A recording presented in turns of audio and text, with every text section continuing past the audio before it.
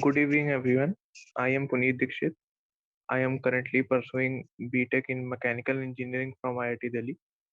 Sir, I had a question about a topic which is very less spoken about, that is father-son bonding. So right now I am 19 years old, but I have noticed that over last 4 5 years that as soon as I hit puberty, my relations with my father has got worse. Like day by day, they are not getting improved; they are getting worse more and more. Making us both agree on a same decision is next to impossible. And this is not the case with only with me. Many of my friends have also faced the same problem. So, what should I do for this? And sir, also to add that I have also noticed that between my father and my grandfather, the relations are not also like very good. See, there is that old saying that when the same shoe starts fitting the father and the son, they should get out of their respective identities. After a certain age, it's man versus man. Man and man. It's not father and son anymore. If you still try to keep that pretense, it doesn't quite fit. The son will have to talk to a peer, a senior at most, and the father will have to talk to a peer, a junior at most. And then there can be friendliness. Then there can be a conversation, a deep communication, a togetherness. Otherwise, it will be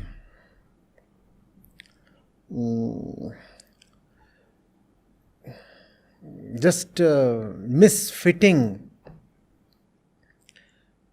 situation where, please understand, after you are 14 or 15, by the time you are that age, your consciousness has already taken a certain shape.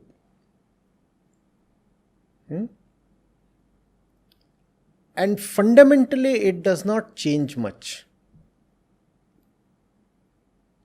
Obviously, as you gain experience, as you move through life, superficially, a lot of things change in your consciousness, but fundamentally, the one you are at the age of 15 or 17, he persists.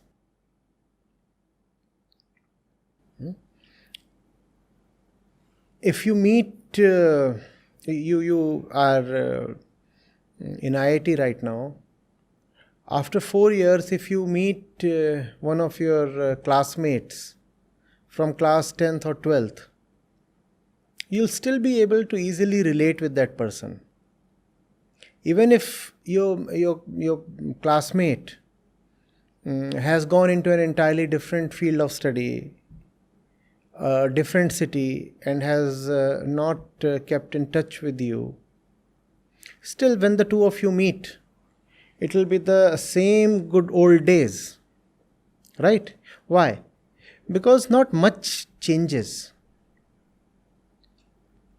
You'll just have varied experiences to share with each other. Your experiences will be different from his experiences.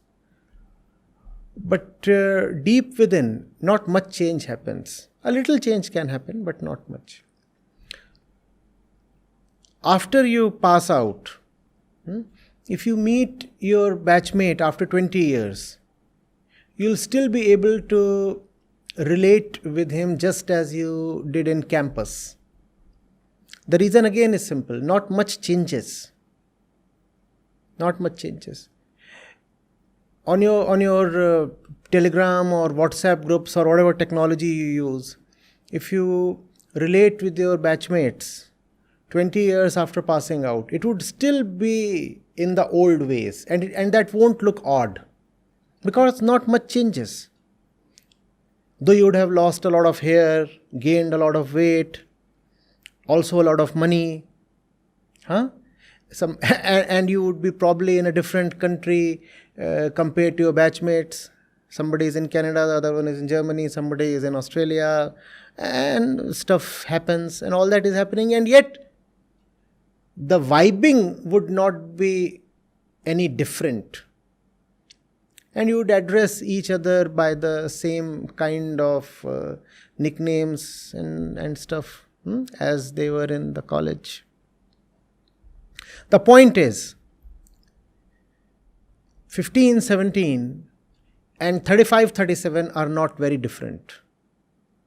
15, 17 and 45, 47 are not very different when it comes to the fundamental things in life. And if 15, 17 and 45, 47 are not very different, then son and father can relate to each other as friends. Because irrespective of the age gap, something between them is very shared, very common, of the same age. The son is 17, some part of the father too is 17. And that's what will connect the two. And that within the father, which is 17, will continue to remain 17 even till the day the father dies. 17 will remain 17 till 87.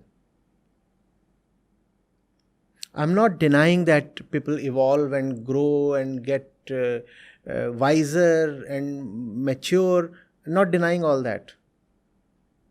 I'm saying all that keeps happening. But the fundamentals have already been frozen. Take an example. A JEE problem you wouldn't have been able to crack at the age of 12. Right? Now the JEE problem is something that a professor can solve, and the professor is 45. The same JEE problem, a 17-year-old aspirant also cracks, right? So something in their intellectual levels at least is now common, is it not? The same thing cannot be said about a 12-year-old. If you serve a JEE problem to a 12-year-old, he will flounder. But and at the same time, it is quite possible that a 17-year-old is able to solve a problem in physics or mathematics, let's say in JEE, that a 45-year-old professor finds difficult to tackle. That is possible, is it not? So something they have gained in common. They can think, they can conceptualize, and this commonality becomes the bridge between the two. Obviously, they cannot be exact equals because the 45-year-old one has had greater chances to gain maturity. The chance means the age, the experience. He has had 45 years. This one has had only 17 years. And even of these 17 years, a lot have been spent in childhood. So the 45-year-old one has an advantage. But still the two can talk and relate. But where there is a great power difference and a traditional hierarchy and a patriarchal role definition, their friendship becomes impossible. People can be friendly to each other. Characters cannot be friendly to each other. If you are just role-playing as a son and the father is role-playing as a traditional father, then there can be no friendliness. A 17-year-old man can be friendly with a 47-year-old man. That is possible. But characters know no love.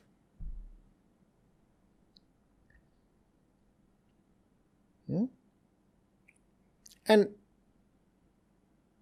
it happens, it has been happening since ages.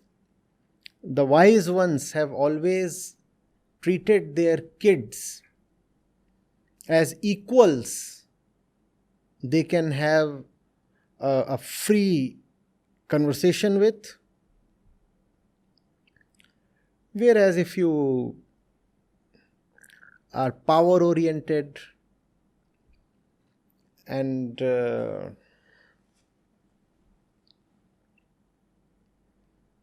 just patriarchy driven, then you'll never be friendly even with your brother, let alone your son.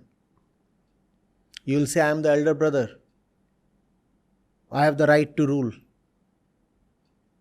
How can there be a discussion among equals?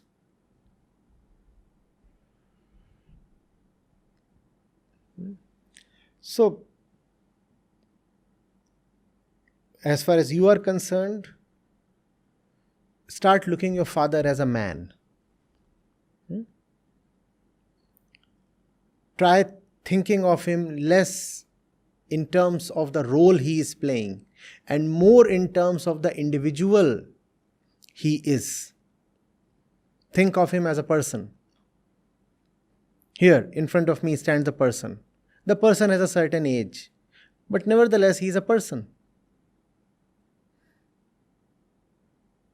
The person deserves respect by virtue of his age and experience and the good things he has brought to me in life. Nevertheless, he is a person. And when that happens, then there is a healthy relationship.